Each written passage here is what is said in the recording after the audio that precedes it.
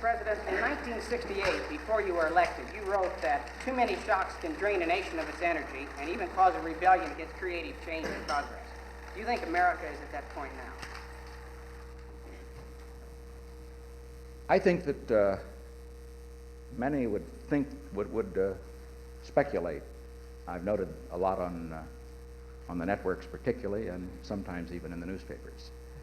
But this is a very strong country, and the American people, I think, can ride through the shocks that they have. The difference now from what it was in the days of shocks, even when Mr. Lissagar and I first met 25 years ago, is the electronic media. I have never heard or seen such outrageous, vicious, distorted reporting in 27 years of public life. I'm not blaming anybody for that. Perhaps what happened is that what we did brought it about, and therefore the media decided that they would have to take that particular line. But when people are pounded night after night with that kind of frantic, hysterical reporting, it naturally shakes their confidence.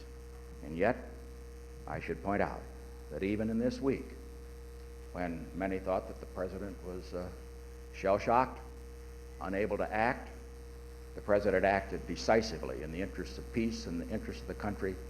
And I can assure you that whatever shocks gentlemen of the press may have, or others, political people, these shocks will not affect me in my doing my job. Mr. President. Well, those who saw me during the Middle East crisis thought I bore up rather well. And Mr. Terhorst, I have a quality which I guess I must have inherited it from my Midwestern mother and father, which is that the tougher it gets, the cooler I get. Of course, it isn't pleasant to get criticism. Some of it's justified, of course. It isn't pleasant to find your honesty questioned.